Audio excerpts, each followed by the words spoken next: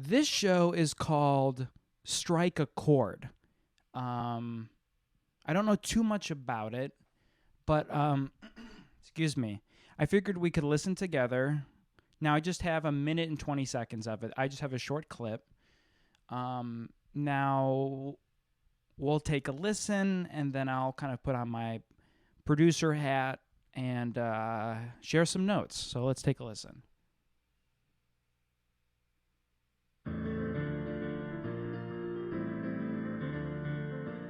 Hello, and welcome to Strike a Chord. This is the first podcast dedicated to guitar chords that have made a lasting impression on me. I'm your host, Brandy Newman. Today's episode is about the infamous F-sharp minor 13. Musicians and scientists have said that this has been a guitar chord for over 30 years. I remember exactly where I was the first time I heard it. It was November 3rd, 1996. My father got into a brutal drunk driving accident and killed a deer in Oregon, Wisconsin. But here's the thing, my dad was stone cold sober. That's right, it was the first drunk driving accident where a deer was legally intoxicated. It unfortunately took 14 years of court cases until the judge determined my father innocent, but by that point he didn't want to leave prison.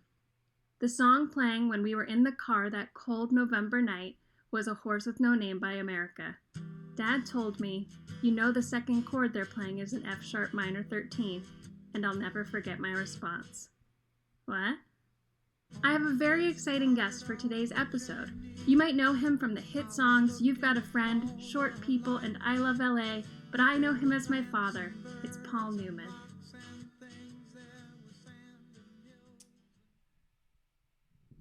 Interesting. That was from Brandy Newman. Thank you so much, Brandy. My first thought is I think it's Randy Newman who sang those songs, not Paul. But he's your dad, so maybe you know something we don't. The title is pretty long, so I'm just going to play it. This is Podcast. Sea Lion Predictable Apartment presents The Greatest Story Never Told Until Today, because now I'm telling it. I'm your host, Connor Pudding. Chapter 1. Let's start at the end.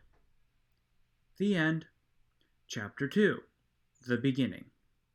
They say a man never knows the size of his nose until it grows to smell his foes. I'm just going to jump in really quick. Thank you, Connor. I really like this. Very good music to set the scene up top. Very intense. Just my first thought here is this might be a better audiobook than a podcast. Hey everyone, and welcome to Zoomboomafoo, a show where my co-host and I review every episode of the 1999 PBS show Zoomboomafoo over Zoom. I'm Erica, and on the other end of this Zoom call is Eli. Hey Erica, how's it going? I'm sorry, I completely forgot about this. I'm actually on a run right now. Oh, should we reschedule? No, it's fine. We can make it work. Don't worry about it. Oh, okay. It's just that you're kind of hard to hear. Oh, okay, I was close. No, what? Your audio doesn't sound that great. I'll fix it. Don't worry about it. Okay. Well, before we jump into episode 7, here's a little bit of information for our new listeners. The premise and structure of Zoomboomafoo is that upon their arrival at Animal Junction, the Kratt brothers, Chris and Martin Kratt. Asshole. Jesus Christ. Okay. Oh, fuck. Upon their arrival at Animal Junction. I forgot my mask. I'm turning around. Okay. Turning around. Okay. Upon their arrival at Animal Junction, the Kratt brothers, Chris and Martin Kratt, lean out the window and call Zoomboomafoo, or Zobu for short, and occasionally Zob. It's shown in a live-action segment as an actual... Dick. Oh. It's shown in a live-action... It's shown in a live-action segment as an actual lemur, Jovi. Wait a second, mask was in my pocket. Okay. Never mind, turn around. Wow.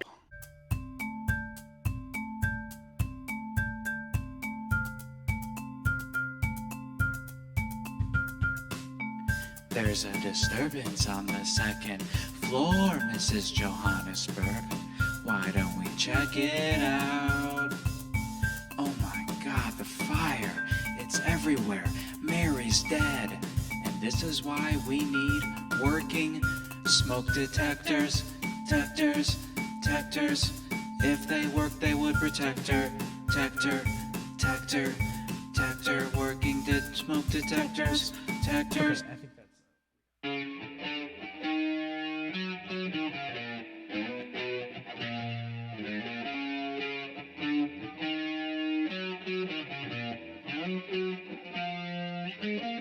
What's the most challenging question in the world?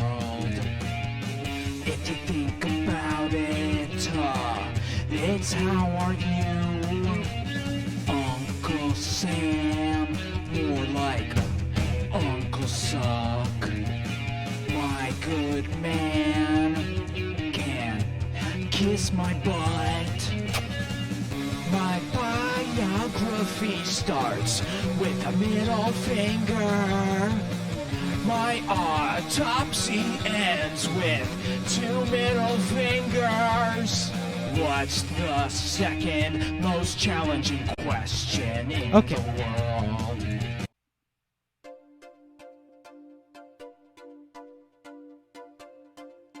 Okay.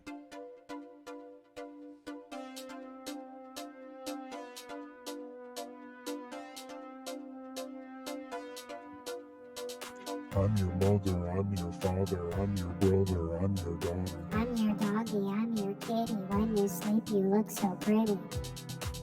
What? You look pretty when you sleep. You watch me? Okay, so you can be my entire family, but I can't watch you when you sleep? Yeah, that's true, but we should have had a conversation about this. We did. We definitely did not. I would remember this conversation of you saying you watched me in my sleep. You know, it's pretty impressive the things you choose to remember and the things you just so happen to forget. What's that supposed to mean? You know exactly what it means. No, I don't.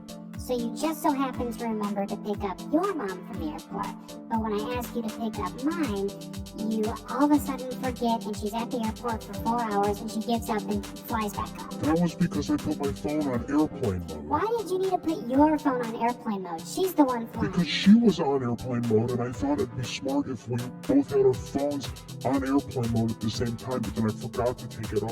Okay, and that goes on for 6 more minutes.